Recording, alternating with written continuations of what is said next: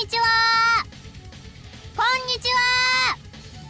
こんにちは。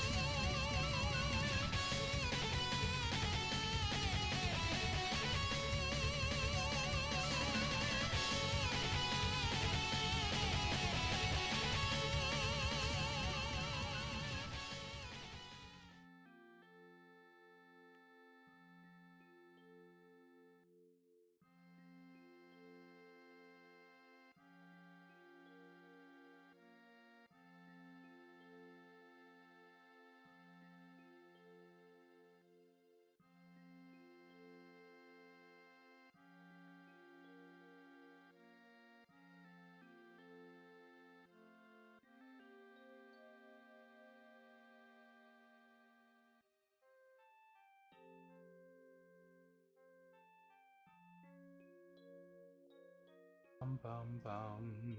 How's that? Has the voice returned? Bum, bum, bum, bum. We have voice. Nice. Greetings. Welcome, welcome. Yeah, we're back with, Teenage Mutant Ninja Turtles, the arcade game from the 1980s. This game was the game in the arcade in the 80s. It is one of the games that I think saved the arcades. Because in the 1980s were, even though a lot of modern video games, a little bit of video game history for you right here. Even though a lot of modern video games started in the 1980s, and we can trace it straight back to the 1980s, video games as a whole were not doing well, especially in the early 80s. And we can kind of thank Atari for that. But it was, a lot of people blame Atari. But it wasn't entirely Atari. It was also Magnavox and, oh no. Hold on. I've dropped the thing.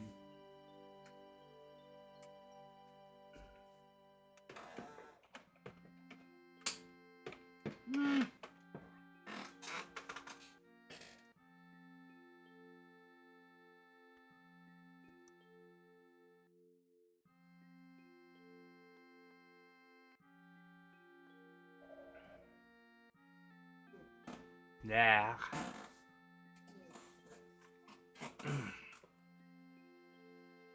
Blah. Oh yeah, I was holding my my medicine that I was supposed to take this morning at 7 o'clock. But I've only taken it here in the afternoon.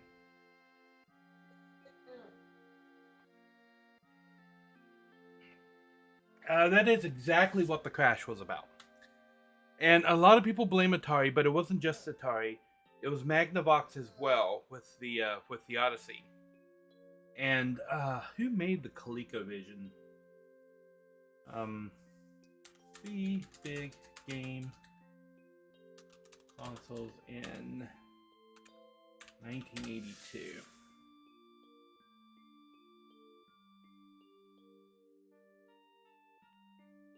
Was Mattel behind both the Intellivision and the ColecoVision? Who made the ColecoVision?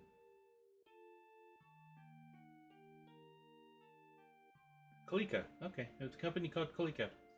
Okay, yeah, but it wasn't just Atari. Coleco, yeah, it was the Magnavox Odyssey and the ColecoVision. And they were releasing what we would nowadays call shovelware into the video game market. And if you weren't around for that, or for the direct aftermath of that, everybody had a video game. Like in 1981, 1982, everybody had a video game.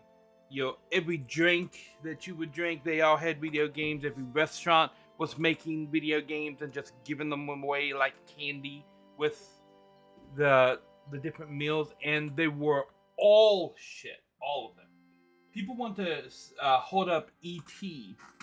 as the example of the game that killed the video game industry, but E.T. was just the last one that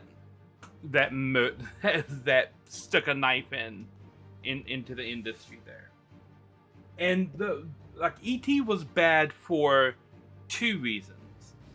One, the guy who made E.T. was only given a few weeks to do it. I think he had like 6 weeks to make the game, because they were pressuring him to get the game out on the market at the same time that the movie was coming out, so that it would be on the market for the holiday season, so that everybody would want to buy the game.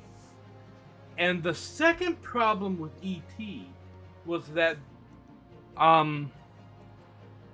let me see if I can pull this up. How many copies of E.T. for the Atari? made. They made about 5 million cartridges, 4 to 5 million cartridges of ET. Now here's why that was a problem. How many Atari were sold in? How many Atari 5200?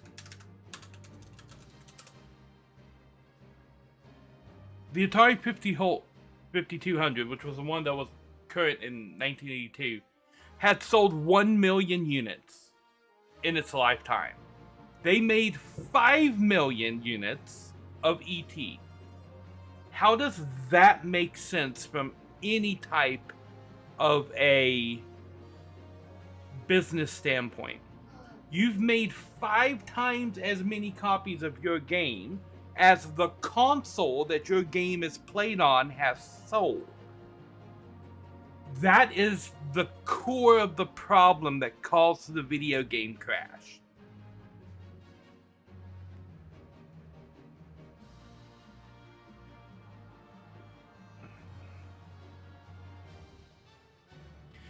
And another big issue of the problem was lack of backwards compatibility between the 5200 and the 2600. Something that is fixed in the later 7200, but at the time, the consoles were not compatible with each other. So yeah,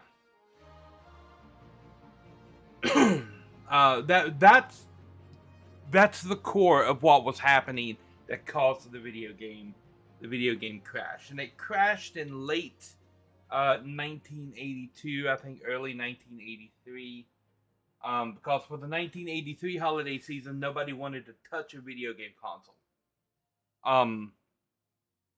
With what happened in late 1982, stores all over the place were left with just hundreds, and in some cases thousands, of games and accessories that they now couldn't sell because nobody wanted them. Nobody would pay for them.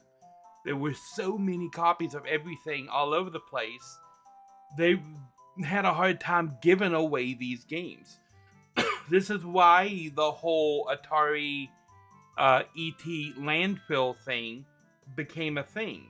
They literally couldn't give the games away. They just had to throw them away. And it wasn't just Atari.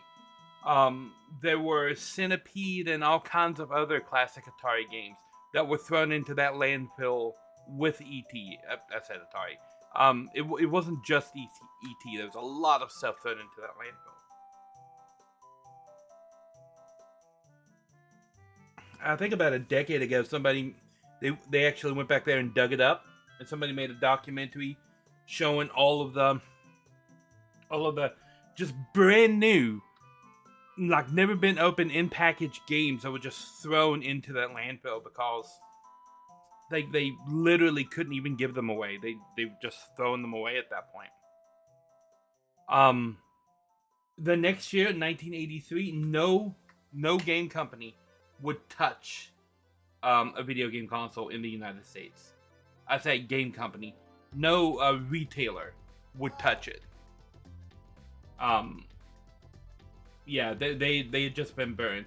And it was to the point that when Nintendo brought over the Nintendo Entertainment System, it wasn't as bad as in the EU, but then the market wasn't exactly established in the EU at the time. The video game market was very much a North America, Japan thing at that time. I think most people in the EU that were playing games were playing them on an Amiga at the time.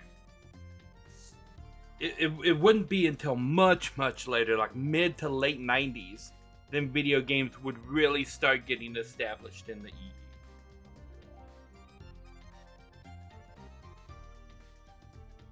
But yeah, when Nintendo brought out the Nintendo Entertainment System in the US, they couldn't get anybody to stock it.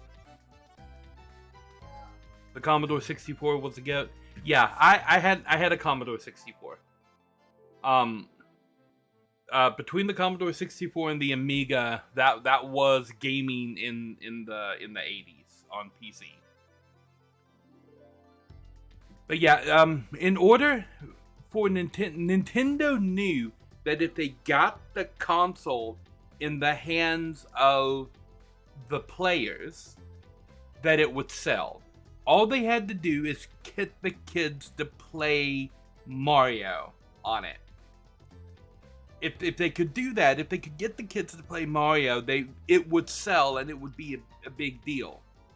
But no store in the US would stock the thing for them.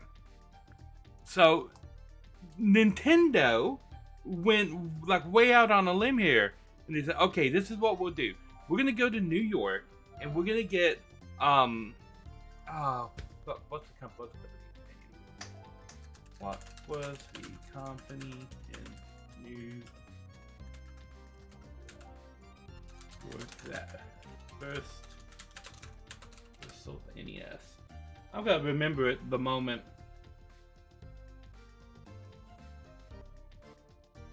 Yeah, they launched it in New York City.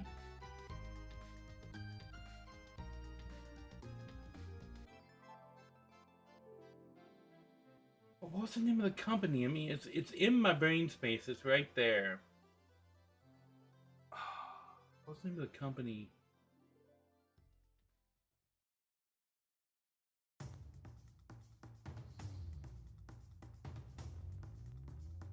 Okay, yeah.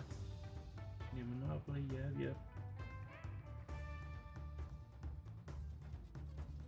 Development, venture into North America.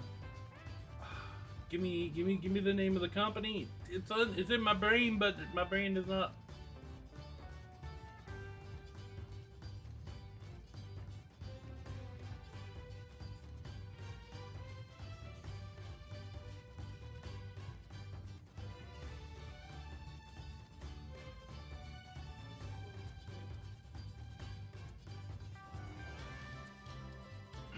Come on. Is nobody?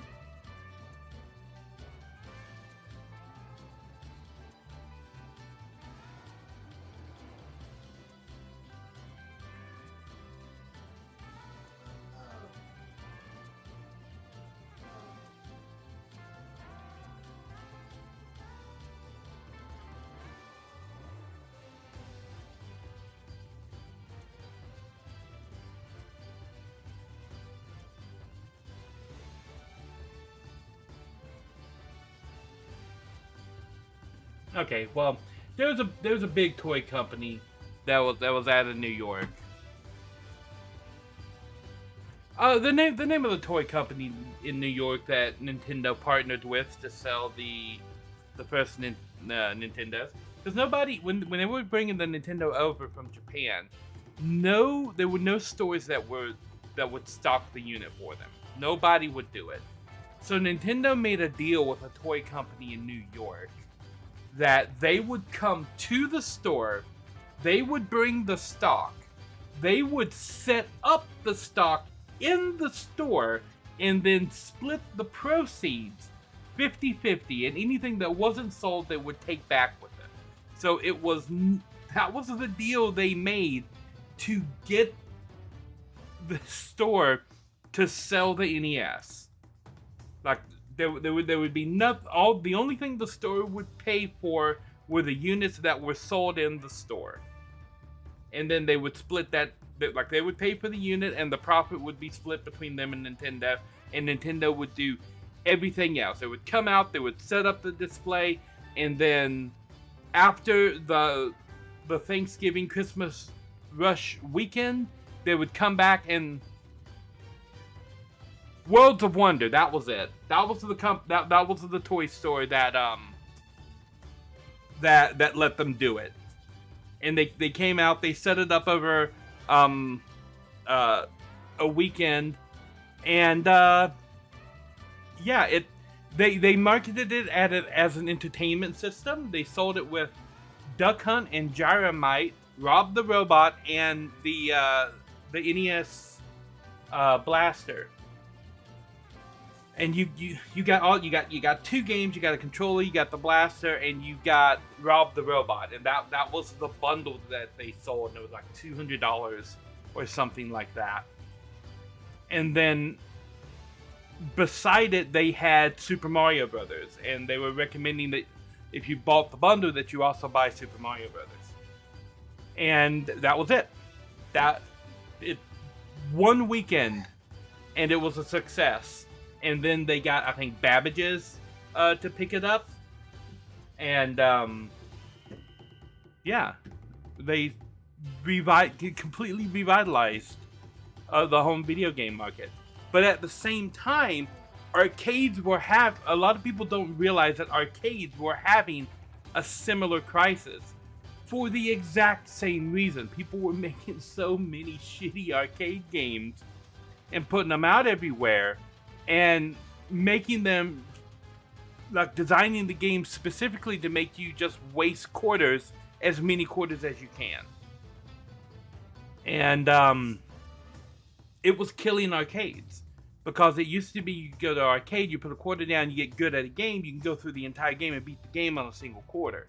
But now, there were so many new games out there, and the games were designed in such a way that after 2 levels, the game would cheat and kill you so that you'd have to put in another quarter to continue going, and then you got like another level or 2, and then you'd get cheat killed again.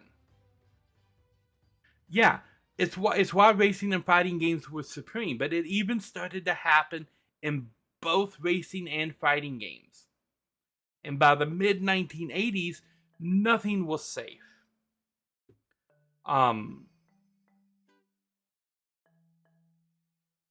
Yeah, and then, like, Capcom, and specifically Capcom, Konami, and Sega stepped in and really just kind of saved the day by putting out decent games that were, like, really fun to play and not designed to steal as many quarters from you as possible.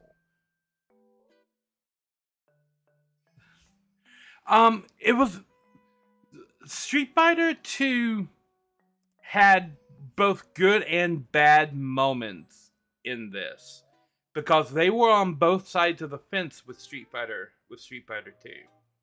The original World Warriors and Hyper Fighting were good.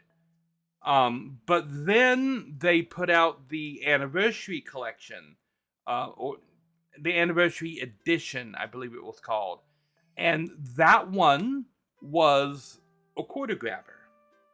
And then they put out Super Street Fighter 2, which was also a quarter grabber. And then much later, like in the mid to late 90s, they finally put out Super Turbo. And they had a bunch of collection machines that were several different Street Fighter games between there. But in the late 80s, specifically in the early 90s, we're talking like 89, 90, 91, they put out Street Fighter 2, which was great. And then they put out Hyper Fighting, which is basically Street Fighter 2 Turbo. If you played it on the Super Nintendo, it was Street Fighter 2 Turbo. If you played it on the Sega Genesis, it was Street Fighter 2 Hyper Fighting. But that's basically the same game. And that was good. And then they put out Super Street Fighter 2 and the Championship edition of it, and that's when things started to swing bad for Street Fighter 2. You have an SF2 Turbo arcade cabinet which you repair? Yeah. I had Street Fighter 2 Turbo on the Super Nintendo, which was great. But Street Fighter 2 was not the only fighting game that was really good at the time. Mortal Kombat 2 started to make some really good waves in the arcade, as did Killer Instinct, which was a fantastic fighting game at the time in the arcades. Sega was bringing out light gun games and racing games all over the place, and Konami was doing things like the game that I'm going to be playing today, Teenage Mutant Ninja Turtles, the arcade game. Which the arcade game is just absolutely amazing. I should have game capture set to this. Yeah, there we go. We're going to stop that. Digital Eclipse. This song is going to be copyrighted, so I'm going to be talking over the entire song. Maybe singing it. Teenage Mutant Ninja Turtles, now it qualifies it as a cover song. Ha ha. Before Konami went full Pachika, yes.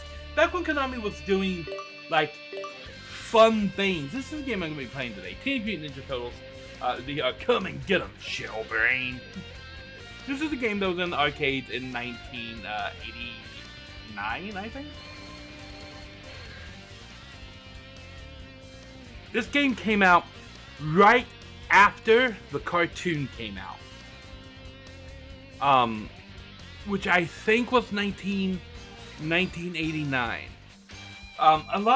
There's a lot, if you watch videos about Teenage Mutant Ninja Turtles and its origins, there's a lot of people who are making videos who don't understand when the order of things happened with Teenage Mutant Ninja Turtles. Like the comics that you see all around this right here are not comics that had anything to do with the cartoon that came out. So the comics are from the early 80s, and then the movie, the live action movie that came out in 1990, were based entirely on the comics. And the NES game that came out in 1989, I believe, was also based on the comics. The cartoon had not come out yet. In fact, the only reason that the cartoon was even a thing was because of Pizza Hut, who made 6 episodes of a cartoon Ninja Turtles, because the Turtles in the comics love pizza, so they're like, okay, hey, can we make some cartoons based on your, they talk to the Turtles, can we make some cartoons based on your Turtles from your comics since they like pizza so much? And they agreed, and so the official pizza that the Turtles ate was Pizza Hut pizza. But you may have noticed in the first Ninja Turtle movie, it was Domino's pizza.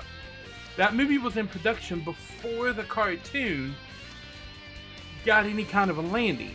Because if you watch Ninja Turtles 2, suddenly Domino's pizza is nowhere to be found in Ninja Turtles 2.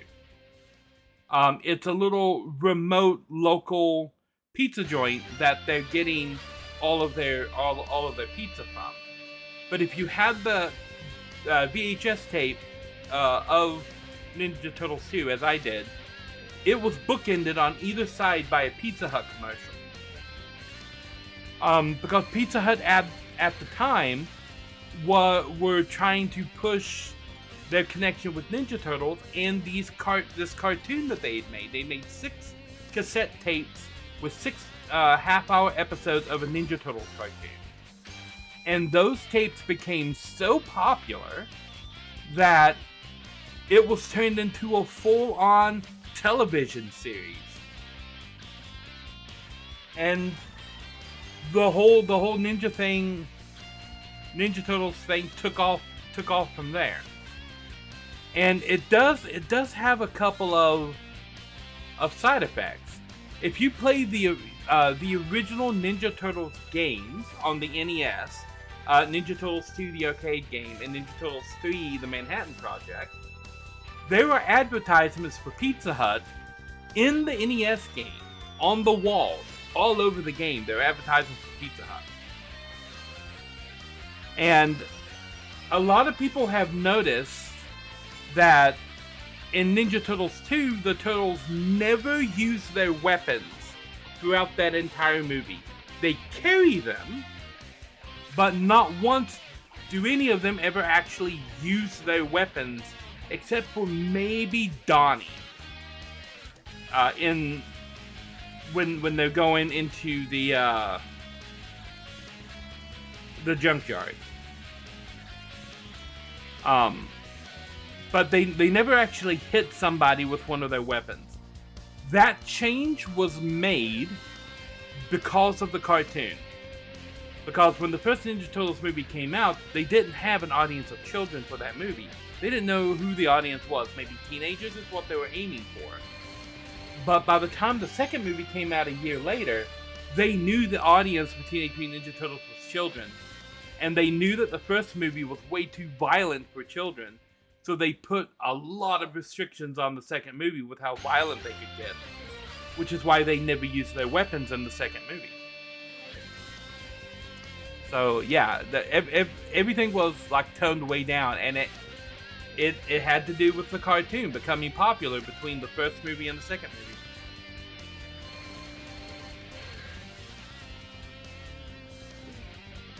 All that to say, Teenage Mutant Ninja Turtles was a big deal in the 90s.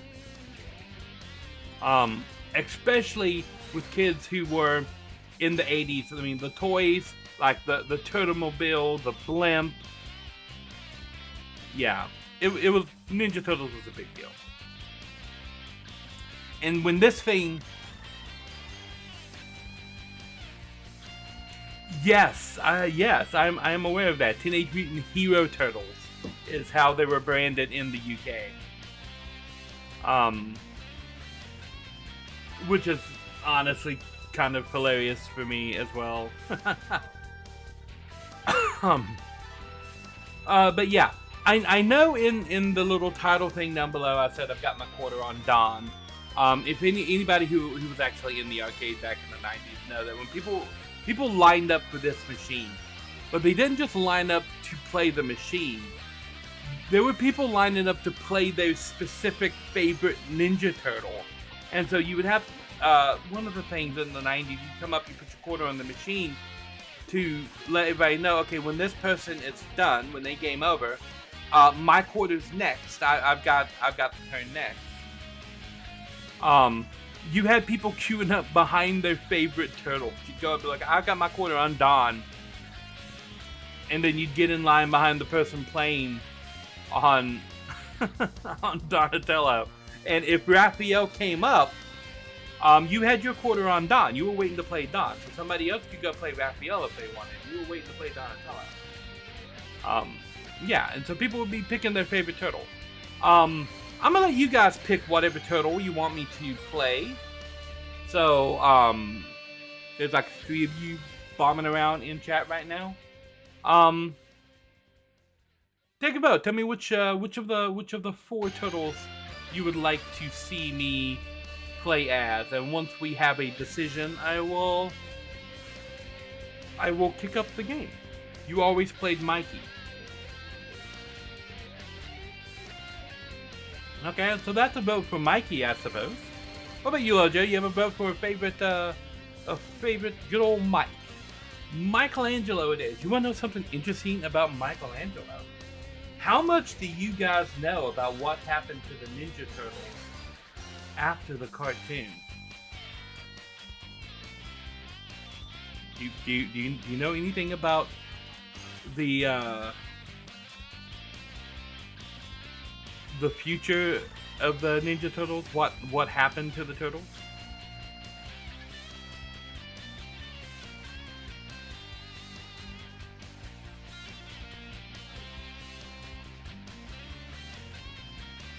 He became an artist? Not exactly.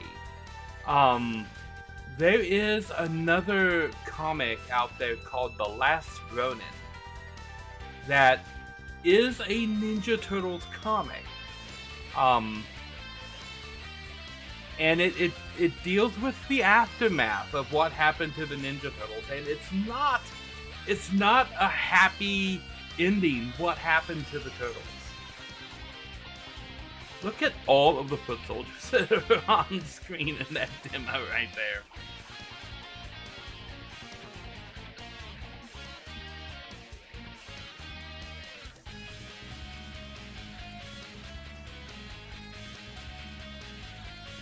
All but one of them died. One of them still survived.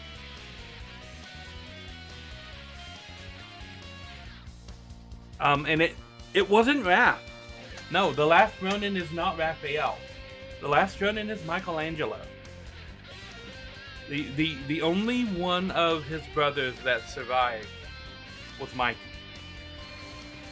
Which is completely at odds with the personality of the surviving turtle in the last Ronin. Like, you wouldn't guess that it was Michelangelo, but yeah. Anyway, let's say we get this party started.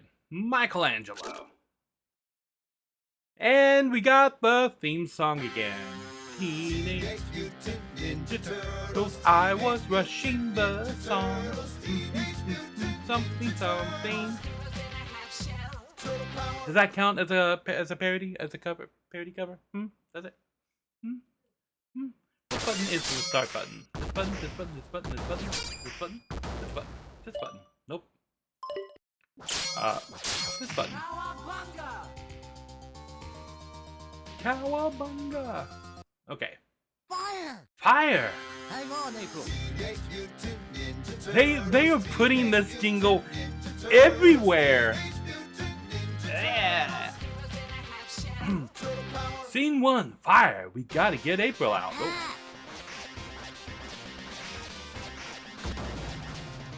Oh. One moment. Let me pause this real quick.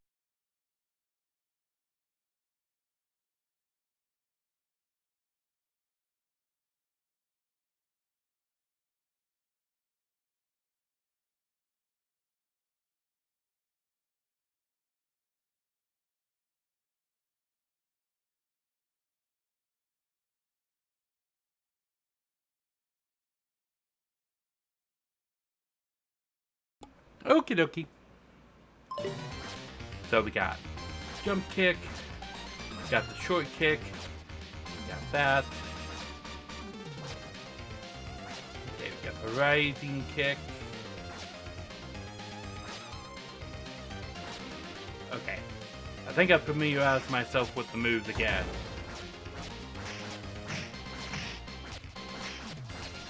Ha! Hit buttons!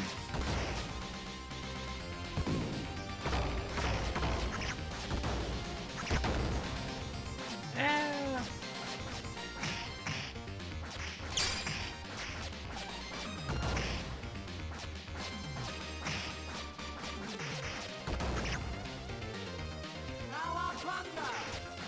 I gave myself some more credit there. But yeah, the story of the last Ronin, after his three brothers are killed, Michelangelo becomes a little bit of a ruthless vigilante.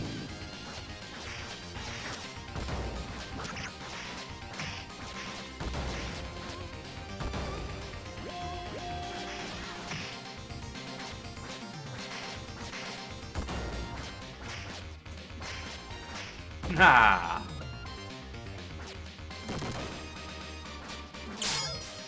Oh. Hey. I usually... Ah!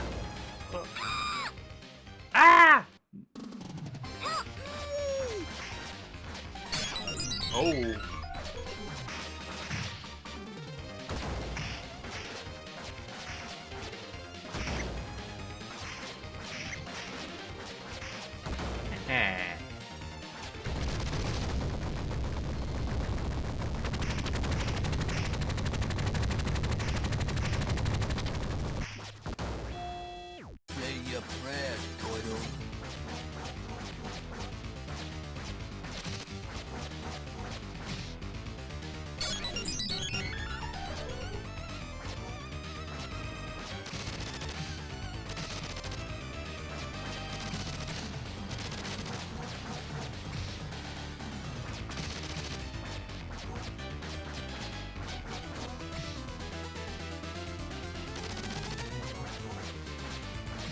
Fight in the fire. Ha! Come on, April. Oh no! Shredder!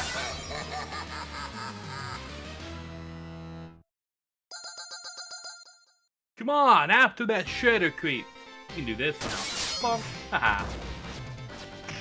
Oh, no, don't you do that. Bonk. Haha.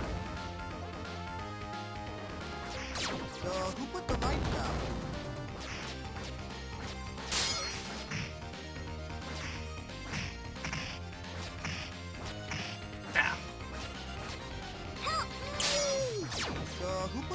Who put? Dine on turkey. Nah. Who put the lights out? Am I gonna fall in that like every time I walk past it? No. Did I hit myself with the lamppost?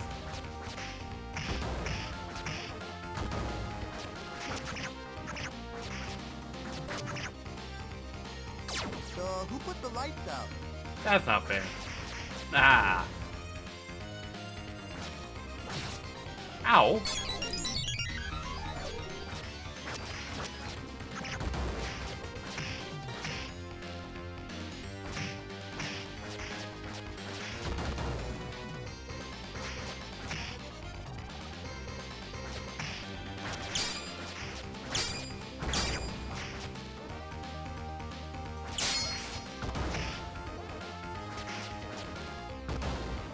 Nah.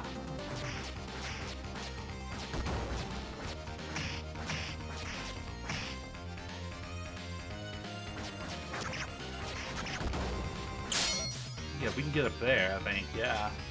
Keep the time. Pizza. Oh.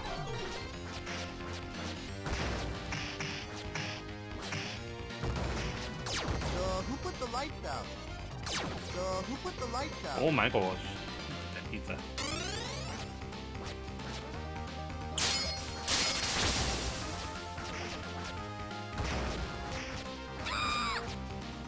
Ah!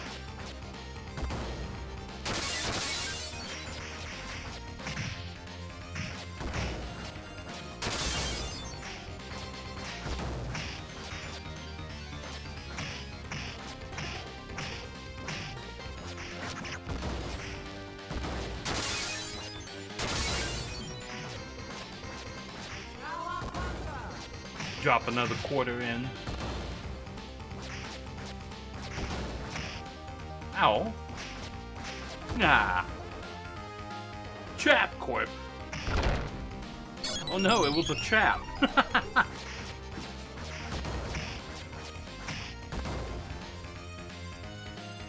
Get out of here.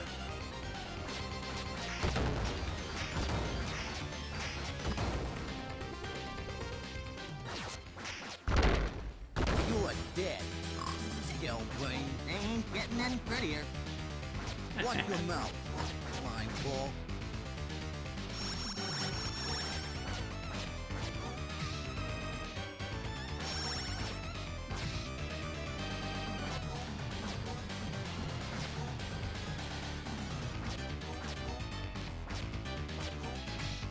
Oh no! I got the combo though. You can combo that kick into that swipe. I do remember that.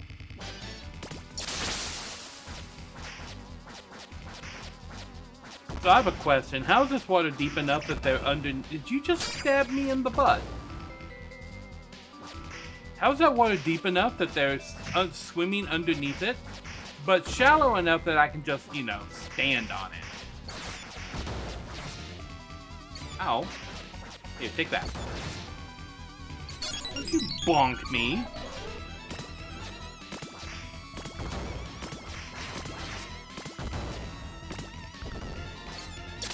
Mausers.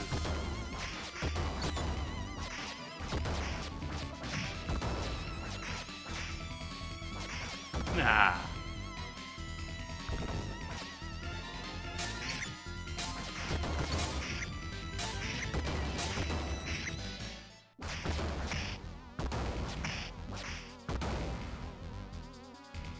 Nice. That's the second time I got the KO right in front of the pizza. Keep the time.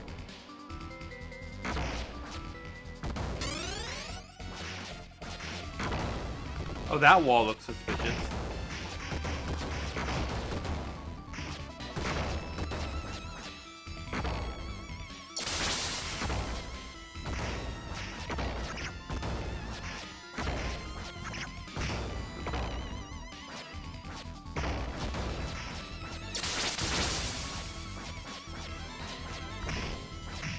Anywho.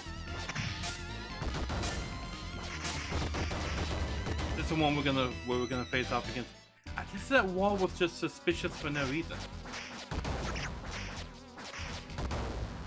I know they didn't have as many enemies to face off against when this game came out.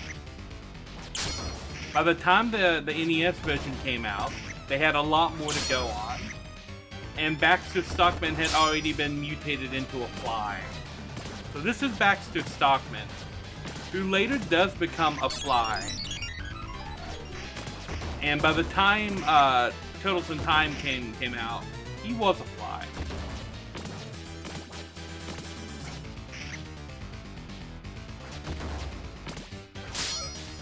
There we go.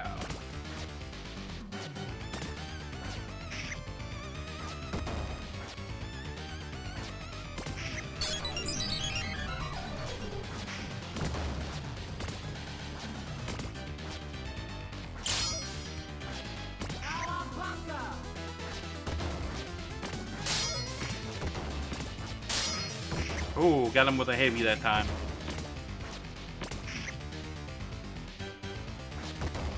Go up here.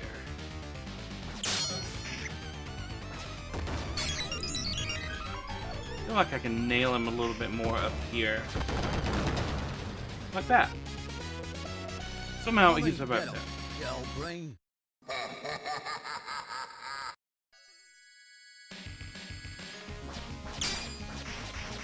Ah, one way.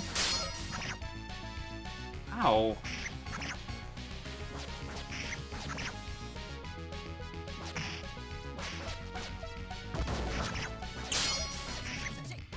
Now, although a spear is a superior weapon for melee combat, I feel like against Nunchako, why are those made out of metal?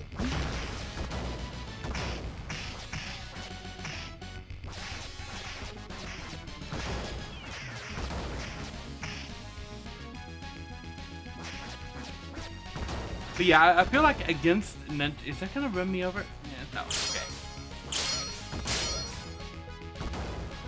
That one is.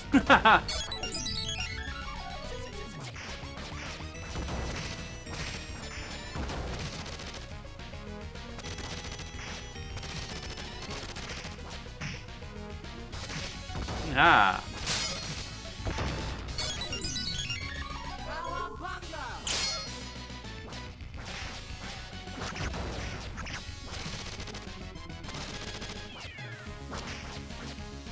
Gotcha. Oh, look. See, they're already reusing enemies.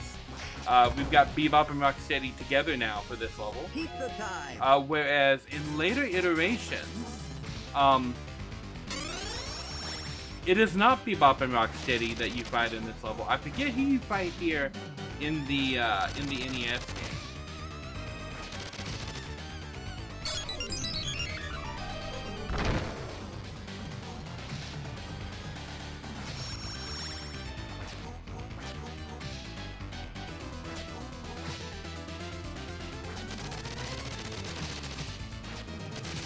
In the hill.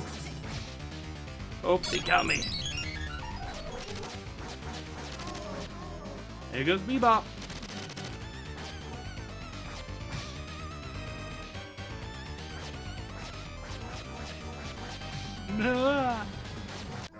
And there goes Rocksteady. Get in the van, April. Let's move it. I owe you one.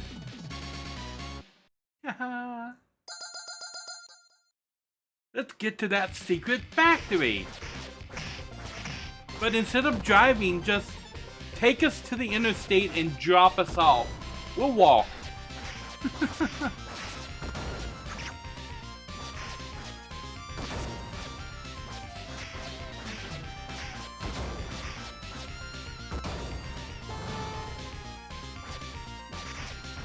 You guys just backflipping down the interstate.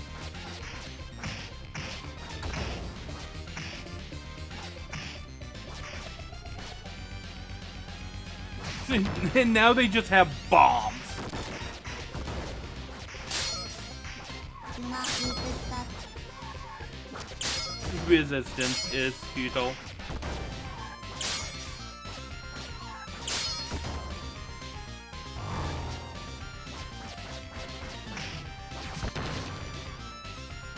I feel like that bomb should have had some kind of collateral damage. Hurry, this way!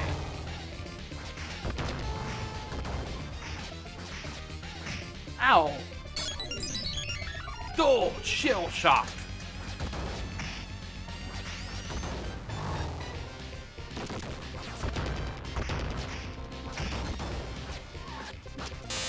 Ah! Well, that was shocking.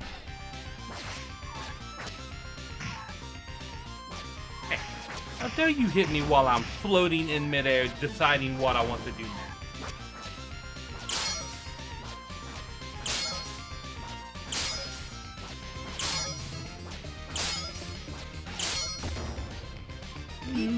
Pizza time!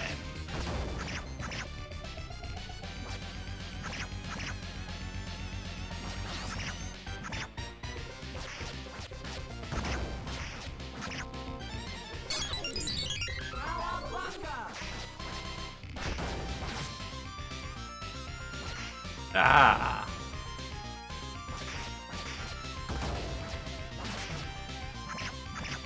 Oh no! Give me that.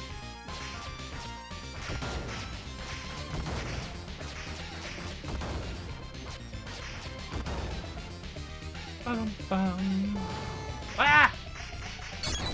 Sorry.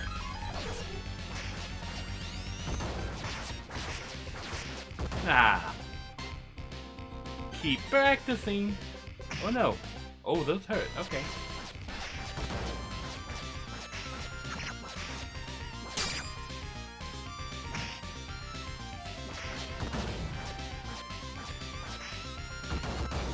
Stop it.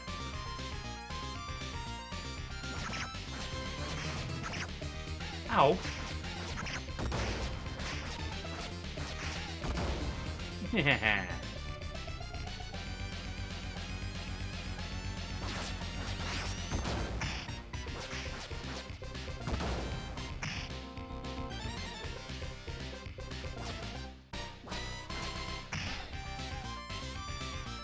Okay.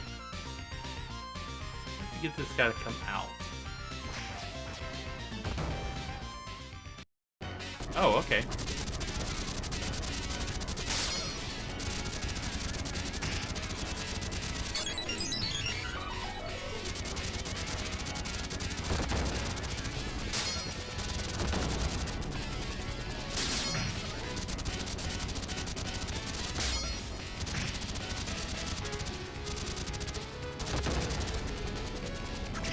Ow.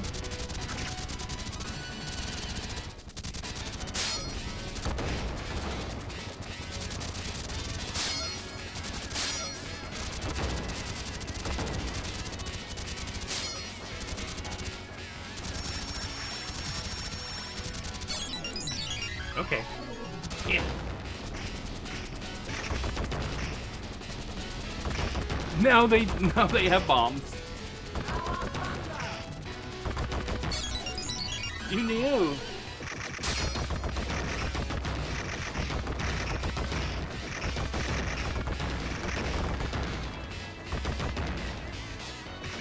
Come here, you.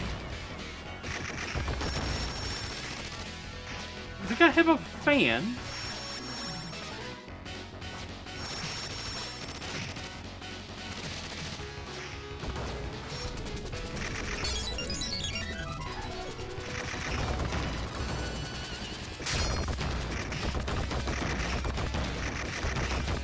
So many bombs. No.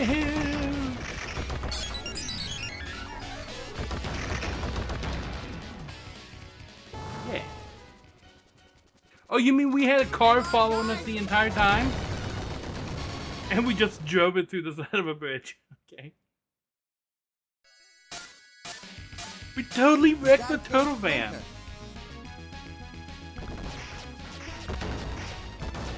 Did we just let Splinter get carried away by Mousers? Is that what just happened?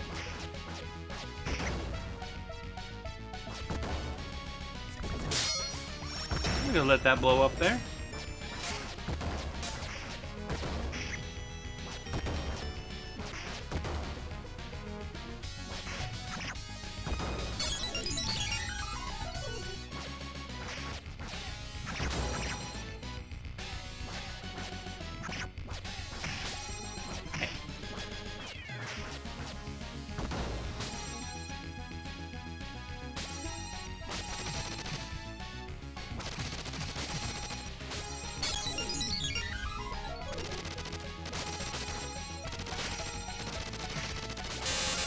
Ah!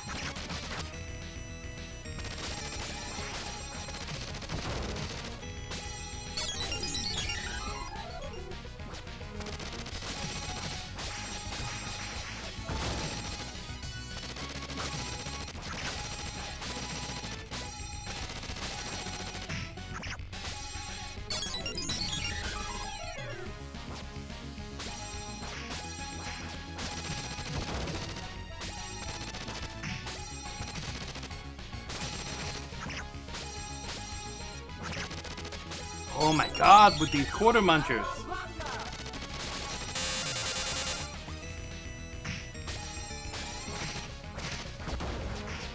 There we go.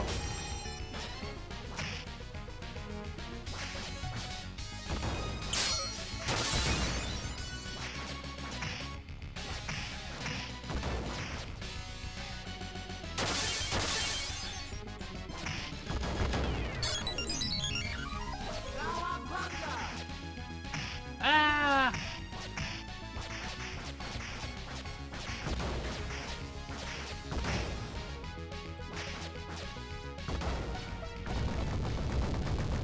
Oh. Oh no, that overgrown corkscrew again. The overgrown corkscrew. These guys, yeah.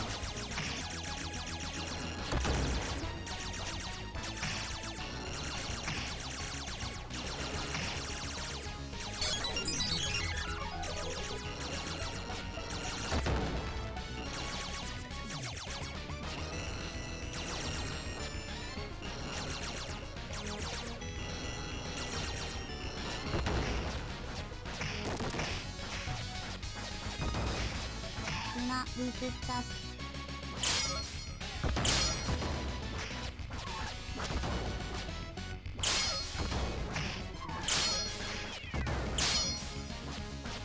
Me.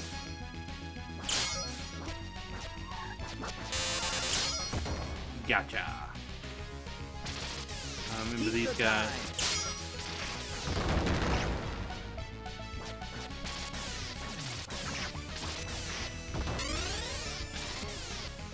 Splinter. Good turtle.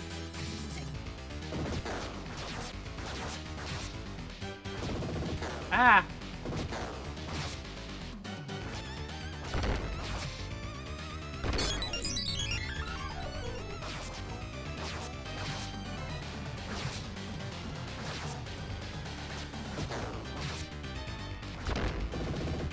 Oh no.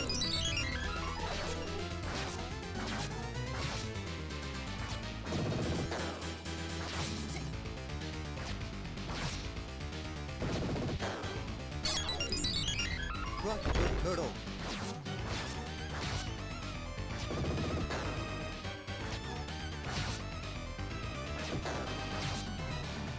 Ah, beat 'em up from the 90s, where the enemies always have hit priority.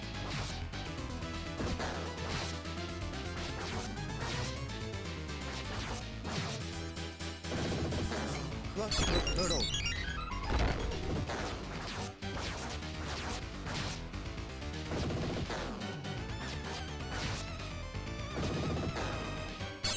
Crush good turtle.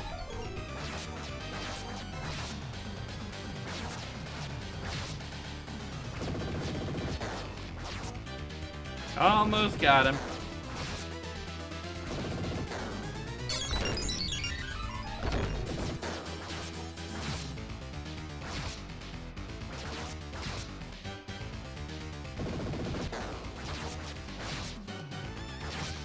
Ah. Crush good turtle.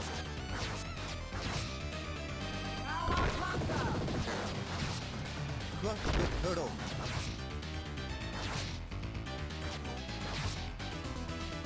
Crush the turtle. Got him! Did you see how many times he clocked me? Like right as I was getting up? Thank you, my turtles. There it is. There it is.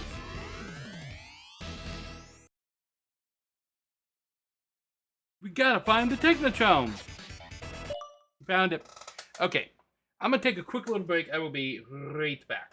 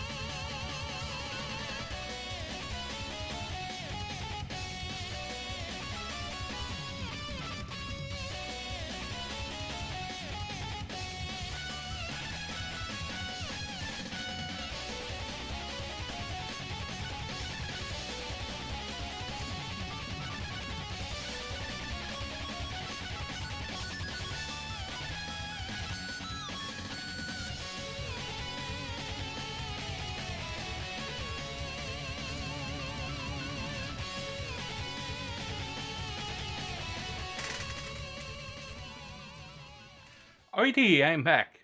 The girl had a Back to the Future hoverboard. She did have a Back to the Future hoverboard. Your first experience was the movie where Mikey was using salami as nunchucks. Yes, that is Teenage Mutant Ninja Turtles 2. My first introduction to the Ninja Turtles was the original 1990 Ninja Turtles movie, which I still quote to this day. There's so many quotes that I would show you. you guys some of the quotes after we finish the Turtles game here. Oh no, the laser gun.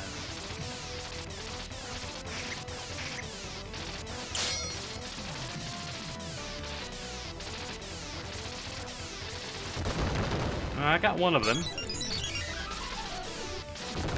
Two of them. Three of them. Nice. Don't think I can destroy that thing. It's a spear chucker here.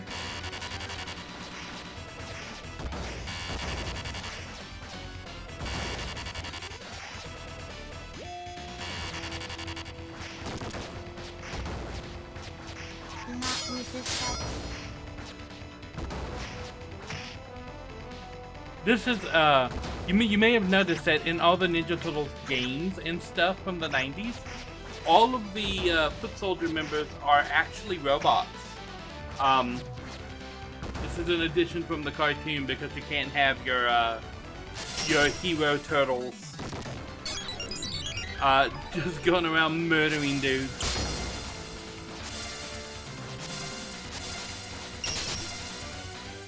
Ah! I was frozen today.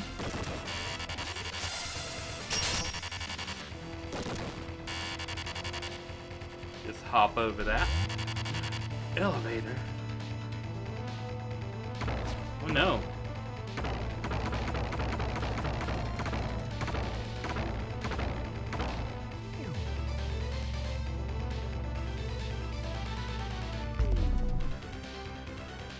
Pizza time.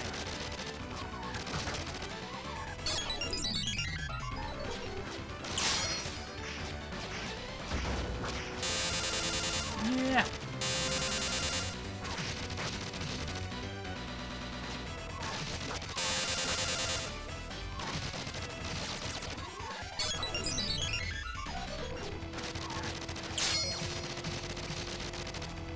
Oh, the stun lock.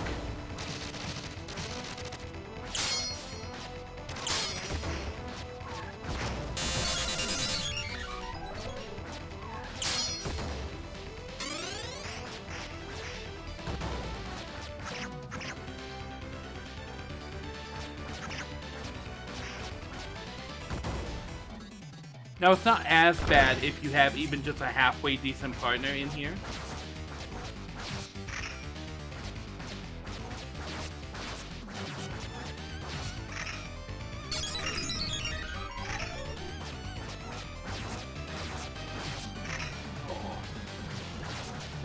Crush the turtle.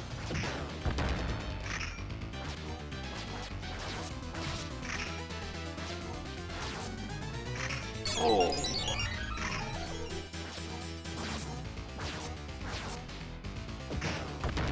Crush the turtle.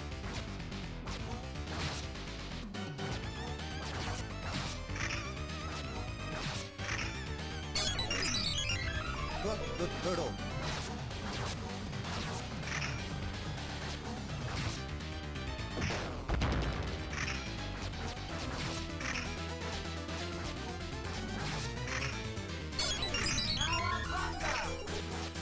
Ah.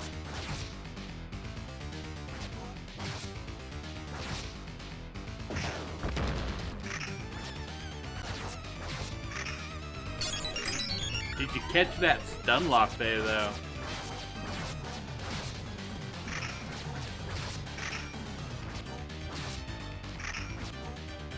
Crush the turtle. Got him! They're going here now? Yay! Go elevator level. I'm invincible. Krang.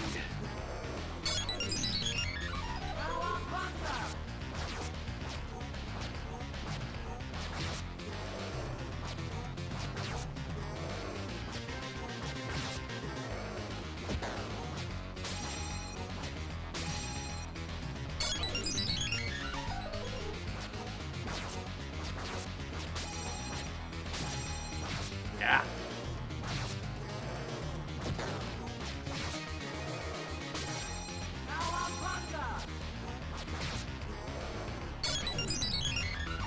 So there's a trick with both of the arcade Ninja Turtles games, where if you were slightly off center and use like off of their center line, like right behind them or right in front of them, and you use your special move, you can get away with it unless they are using their special move.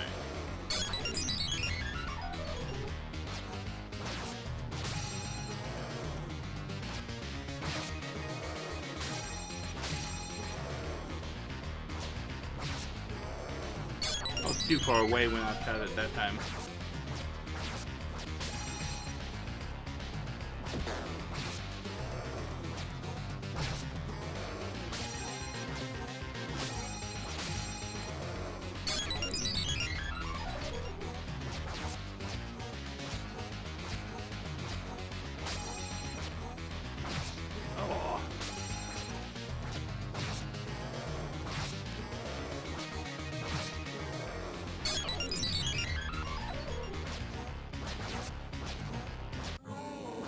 There we go.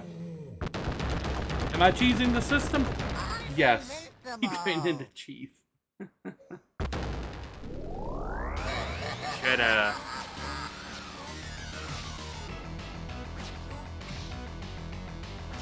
Now it's really hard to cheese Shredder in the same way, because there's two of them, and they don't stay on the same line, as you've noticed.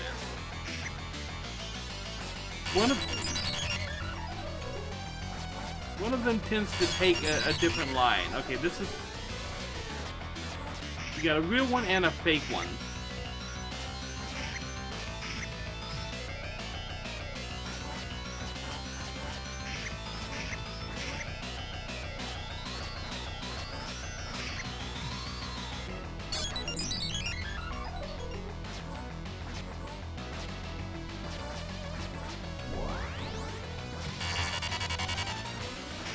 The fake Shredder is the one that loses his helmet.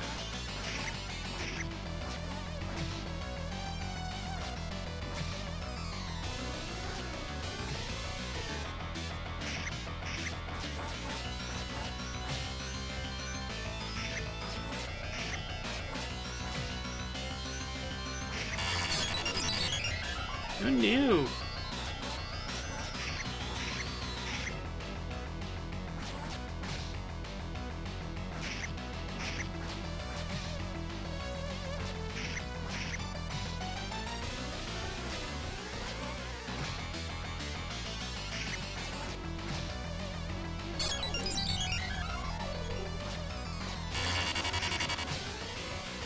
Come on, Shredder.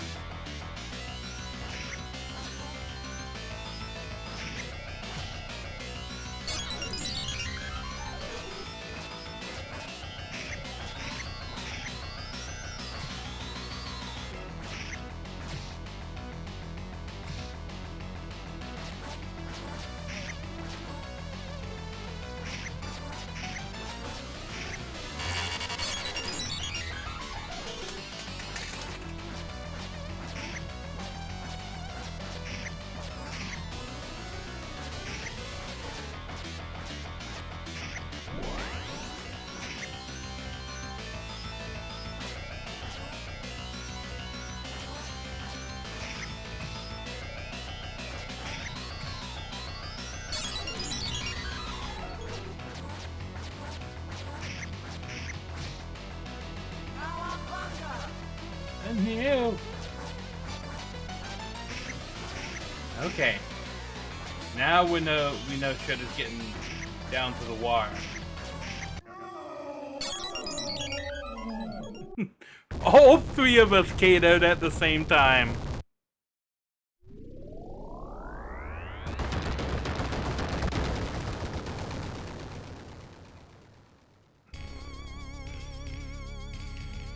Shrieked the Foots, mangled the Mousers, and totaled the Technodrome. That's turtle power. What about the Shredder and Crane? Burned to toast? Vaporized to milkshake? I don't think that's how you get milkshake, but okay. Or escaped to Dimension X. Until we know, none of us can sleep safely in our beds. Or shells. Ooh. There goes Leonardo. There's Raphael. Michelangelo.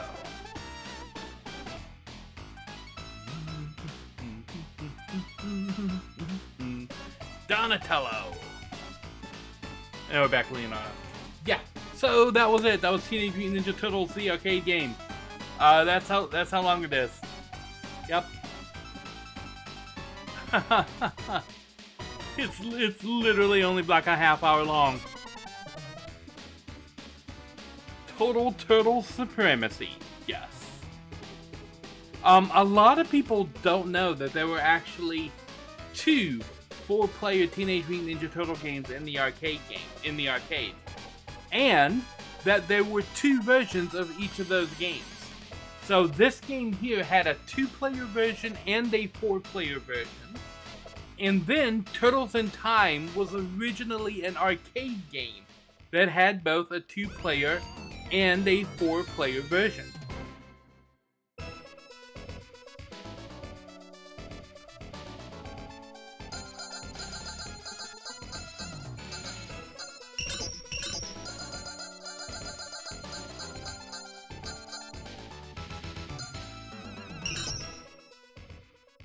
First place, Nar.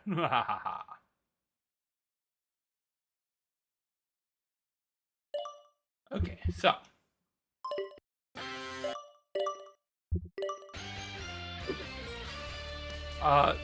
Turtles in Time had a 4-player arcade version. A lot of people didn't know that either.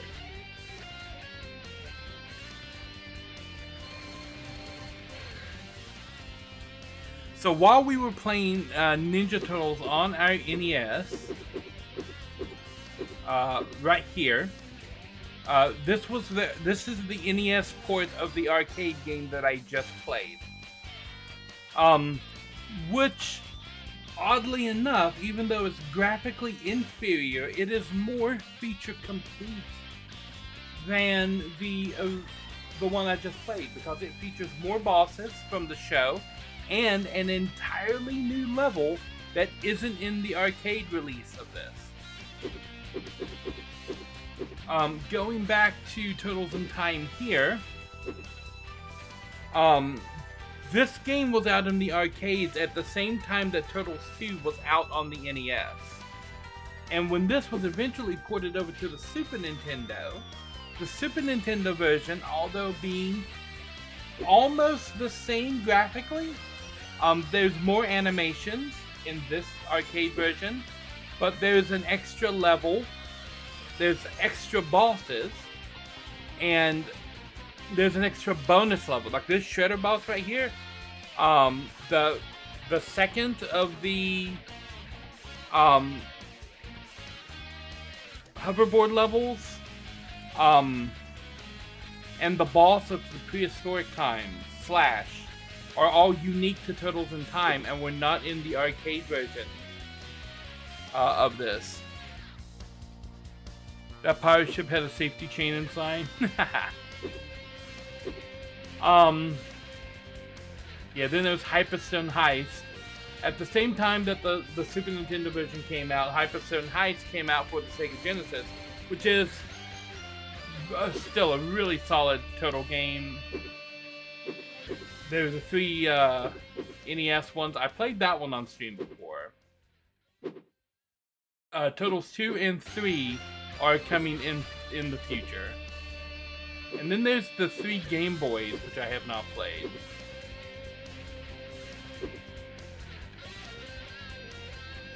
So yeah, Teenage Mutant Ninja Turtles. Do you guys want me to go ahead and go through Turtles in Time, make it a double feature? I think we can do a double feature. What turtle would you guys like to see this time for this one? Keep it on Michelangelo, or are we going to bring out one of the other guys?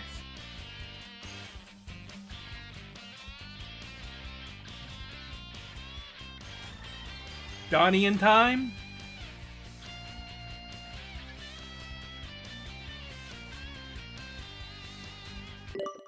Okay.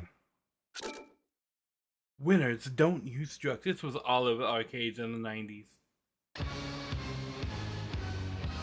Pizza power! They had their own unique theme song for this one.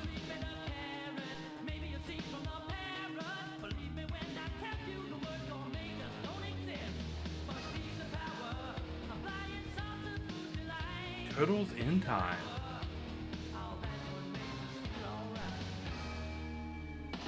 Pizza power. Oh. This button, this button, this button, this button. Let's That kick button. shell! Let's kick shell. Evening news. This is April O'Neil reporting.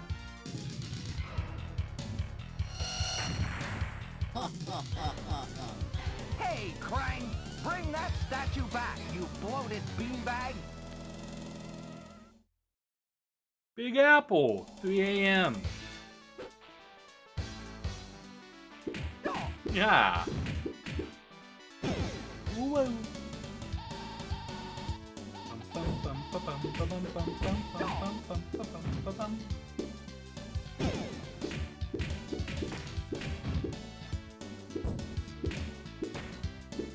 Yeah.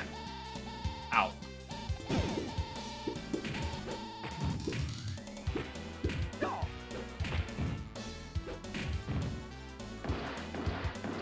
Smashy, smashy. Ow.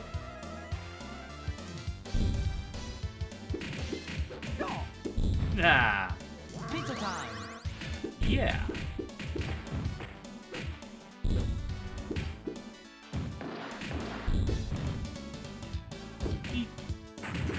Haha.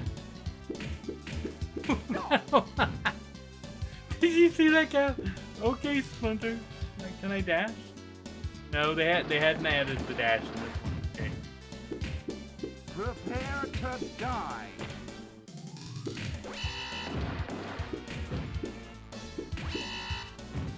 Boing.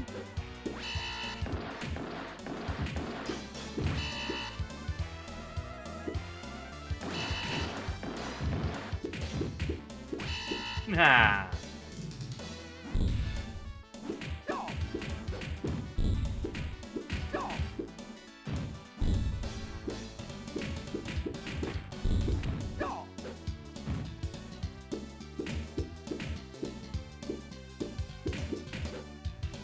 Booyah.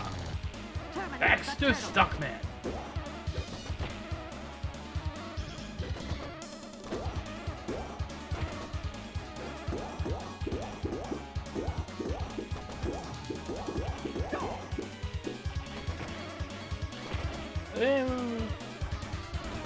Yes.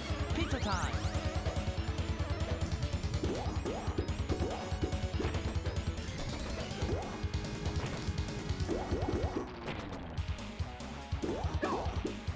Come on. Did I just jump into that 3 times? Now we got his glue gun.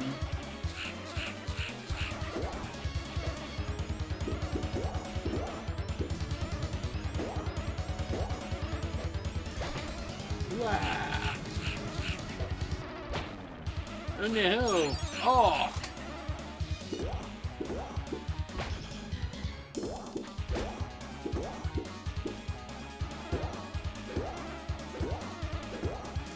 Oh, I got him now.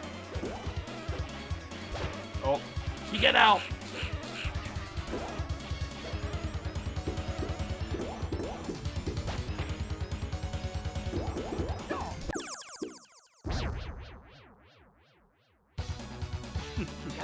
In the Super Nintendo version, he just kind of walks over and falls over the edge. Mecha Turtle. Cool off, sucker!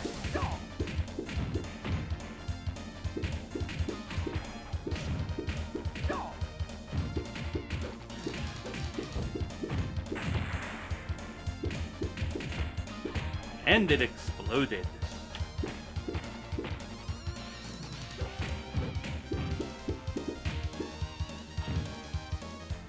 down here.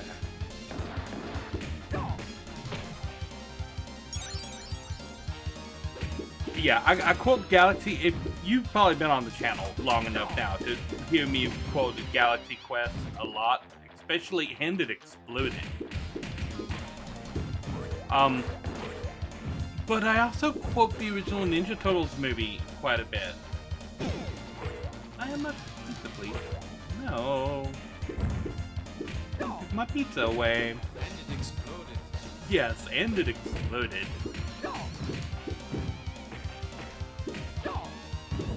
But there's a quote from Raphael in the original Ninja Turtles movie. He's on the rooftop, and he's just beat up a whole bunch of foot soldiers. And he's like, "Come on, how do you guys expect to beat me?" And then like 50 more foot soldiers show up, and he's like, "Oh, good answer. Good answer."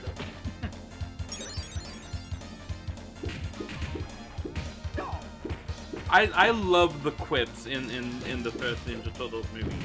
Like, "Oh, you guys must be studying the abridged book of ninja fighting." Yep, that's the one.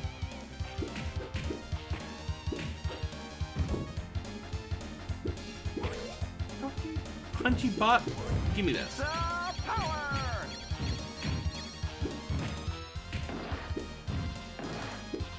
Cool off, sucker! Pizza time! Take this pizza. Get out of here. I'm going to mangle you green slime balls.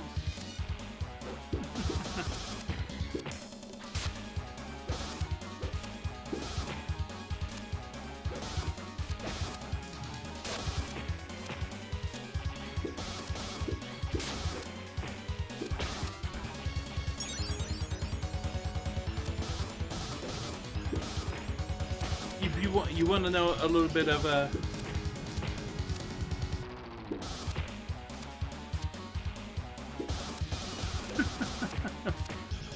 Is Master Splinter coming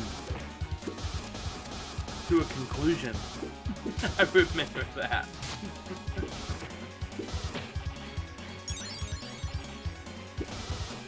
Although I think he said decision. Greetings, Catboy Zero. Hello, hello. You want to know some really interesting trivia, or maybe not interesting, I guess, if you don't care. But in every one of the Ninja Turtles appearances in the 90s, every time Master Shredder appeared in the media, it was a different person doing it. So that the guy who played Oroku Saki in the first Ninja Turtles movie did not reprise the role of Shredder in the second Ninja Turtles movie. And the person who played the role of Shredder in the cartoon series never took the role of Shredder anywhere else.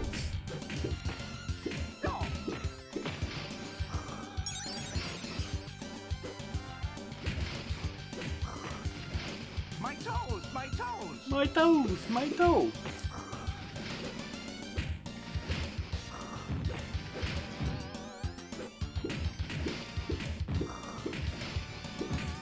Pizza time! And My toes! suddenly Xenomorph. Yes, those were pizza monsters.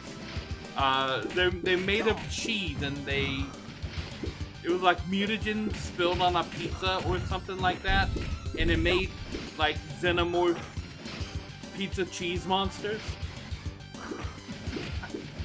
I forget exactly what happened, but that's what those things are. Oh no. I hit the wrong button.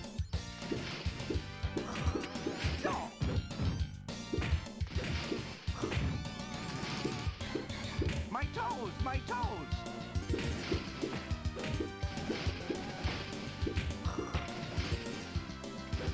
Red King Shell!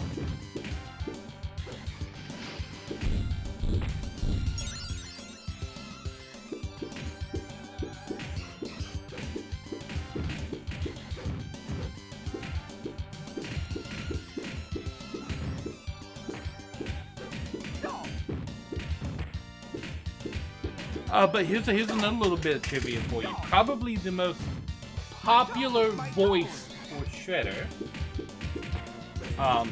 The voice that everybody knows Shredder of is one of two voices. Either the voice from Ninja Turtles 2. Pizza time!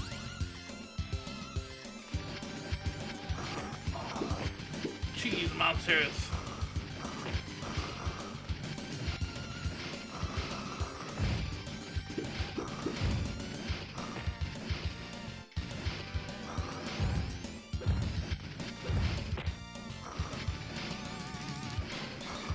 I know the name of I know the face, I would say, of the actor who did Shredder in Turtles 2. My patience is wearing thin. I'm banishing you to a time warp from which you will never return. Prehistoric Turtlesaurus.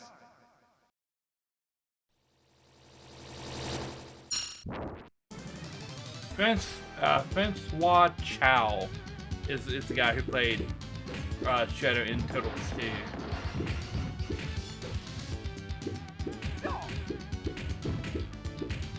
But oddly enough, just the body, not the voice. The voice of Shredder in Turtles 2 was somebody else entirely.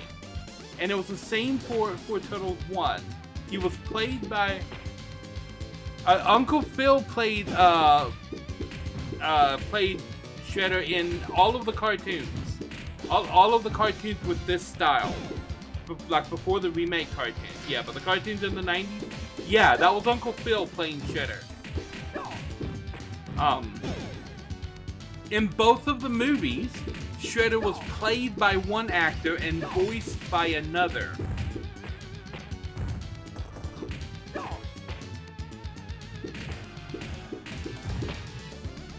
And none of the actors was James Avery. Shredder was one of the only cases where none of the voice actors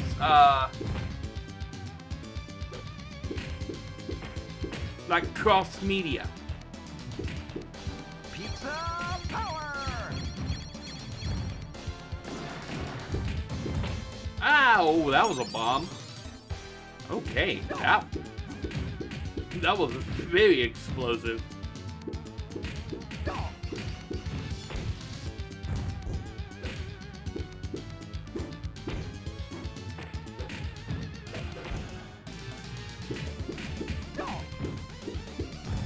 Forgot the sun cream.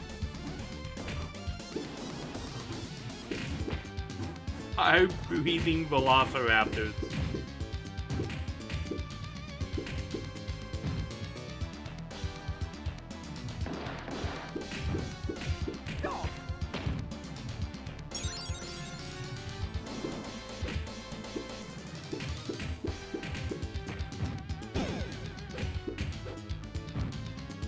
Pizza time!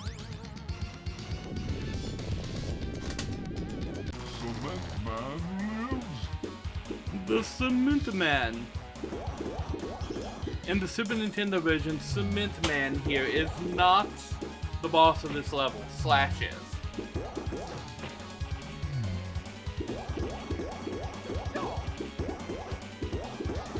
And Slash is one of the more annoying bosses in the game. Yes, it's Muck. Man, I just had a shower. Muck was upset at getting bodied so hard yesterday.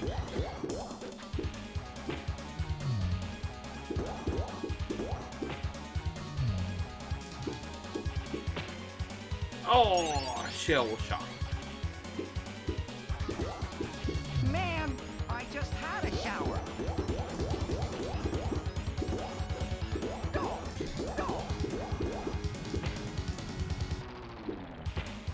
New.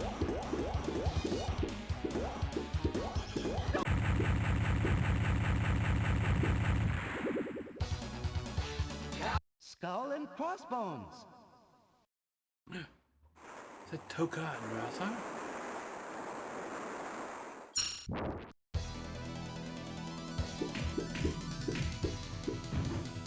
Forgot the sun cream.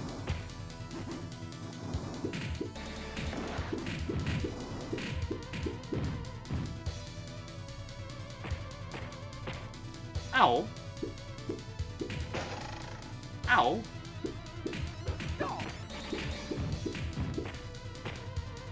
Ow. Hey, hey. No.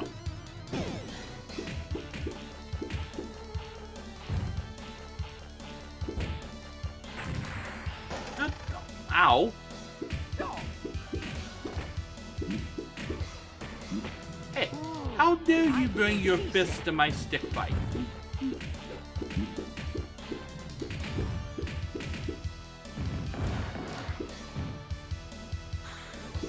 What was that thing? Oh, it's that little flying disc. Ow! Yes. Power! Nah. Oh, they do have a little foot sign hanging up over there. That's cool. Get off the boat. Ow!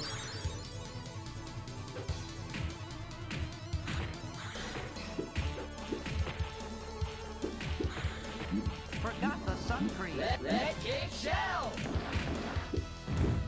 Come here, you. Off the boat. Smashy smash. Ow. My nose. Come here.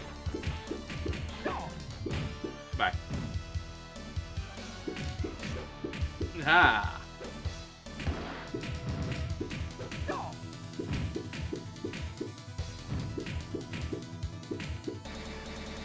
Pizza time. It's raining. Ooh, I feel seasick.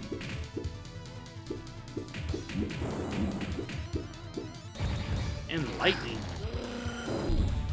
Toka and Raza.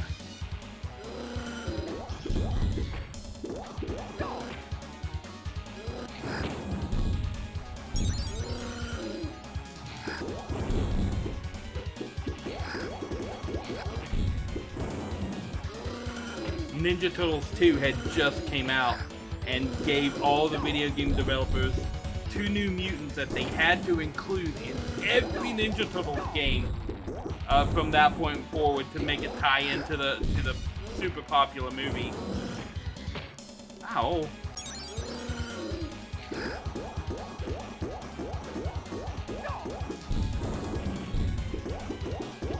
They were so desperate to make sure that everybody knew that the games included both the cartoon and the movie. And the easiest way to do that is to make them include Bebop and Rocksteady and Toka and Razar.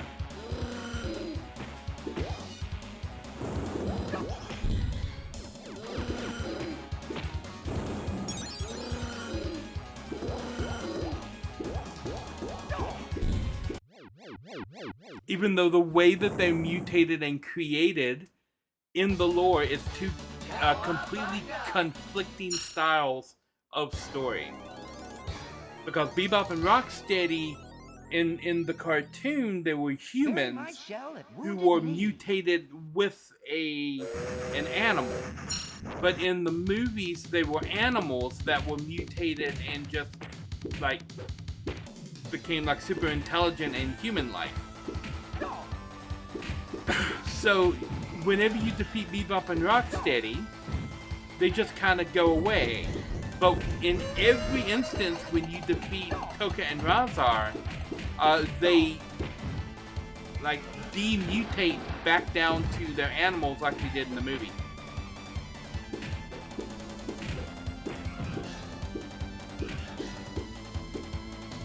And as far as I know, in no Ninja Turtles media do Toka and Razar ever share the screen with a cartoon enemy.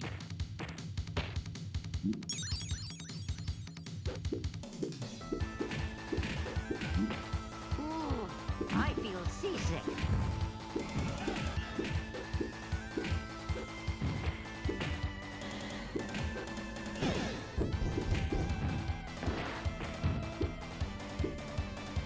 Look up.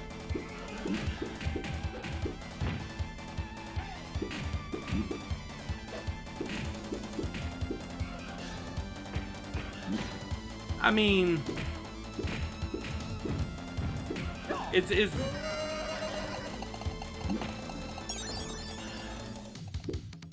I don't know if that's what should be breaking your immersion here. Like, where did that guy get a cannon? And why is he using it like a club instead of, I don't know, shooting me with it?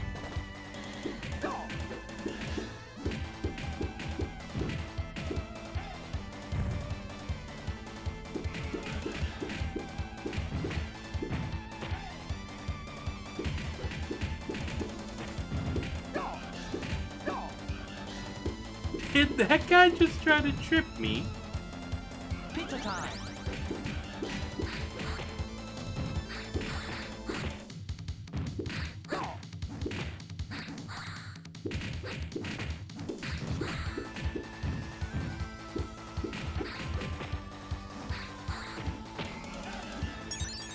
Come on, haven't you guys ever heard of a fair fight?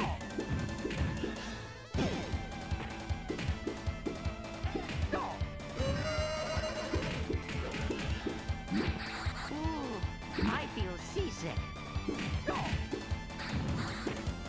Was that a glitch?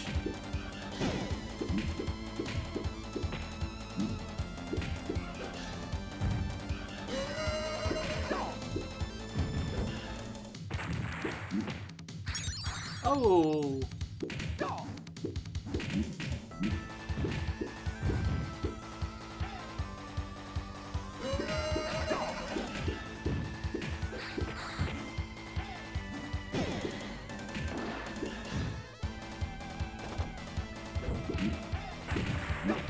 Ooh, I feel seasick.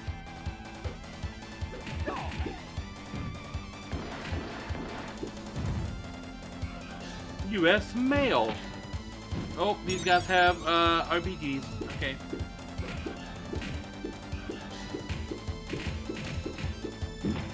Ooh, I feel seasick.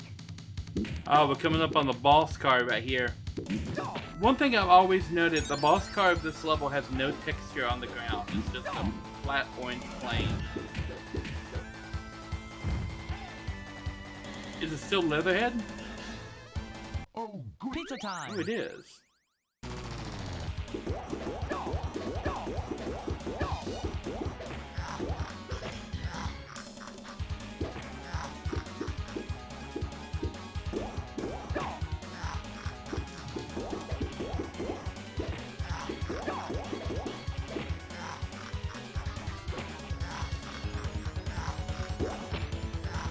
Yeah, it was too close that time.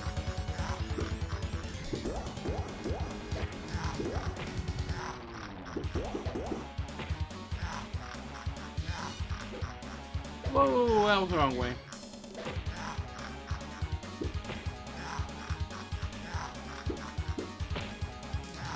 Oh my gosh.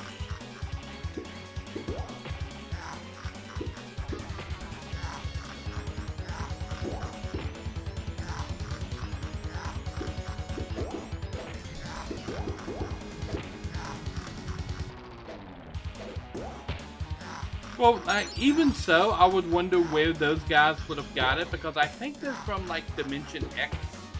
If I remember, those guys were, like, crane soldiers in Dimension X. You may have noticed that there was no Technodrome level.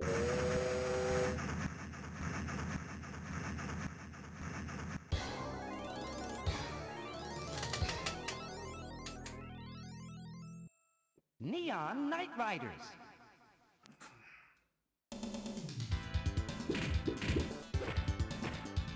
And then here's a big question. Why are these guys fighting with tuning forks?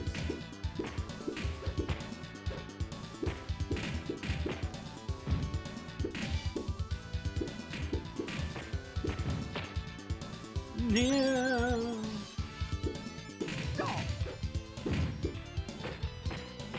Ow.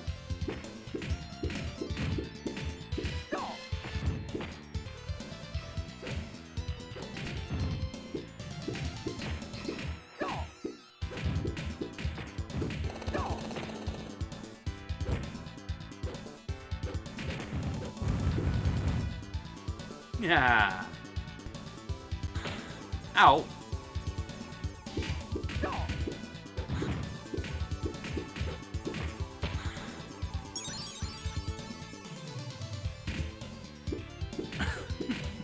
Yes. I don't know. Maybe the I-beam is a trainable thing in Dimension X.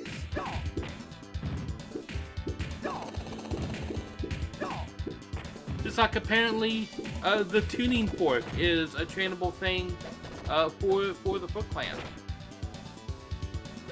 Maybe there is something magical here that I'm missing. Maybe the different forks have different effects, right? You could have one guy that's trained in A, and he uses 2 A's, but then this other guy uses an A and an E, you know? Maybe there's that one guy that has like dual G's that he brings out.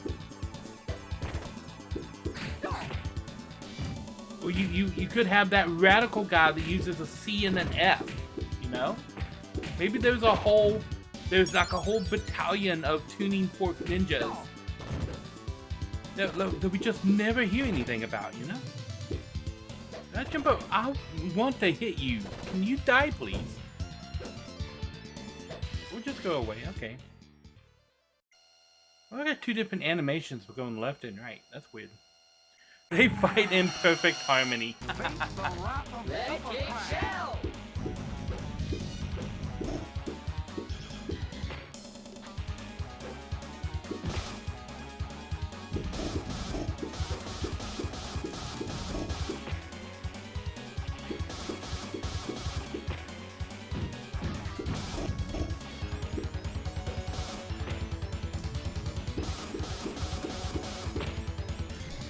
Oh.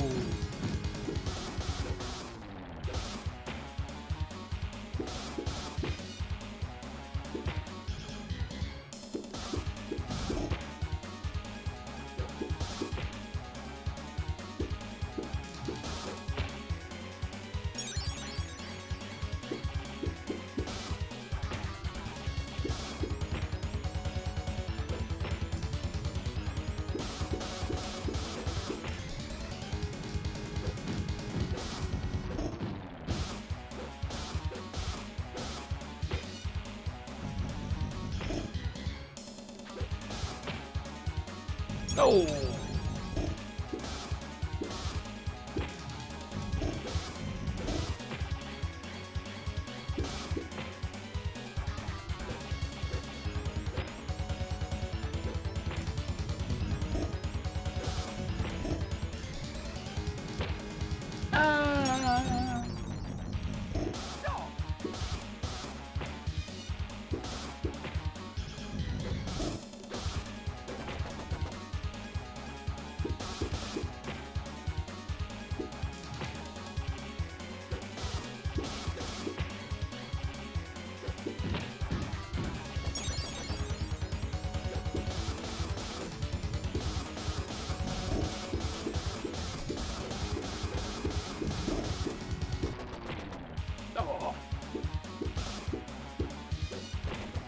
No.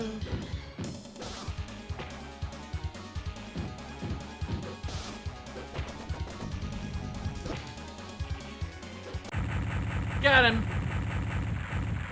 You're going to pay. Oh, am I now? Cowabunga!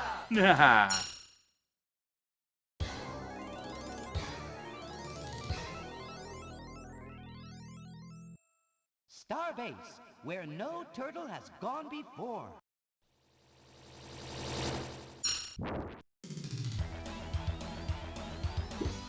I'm trapped!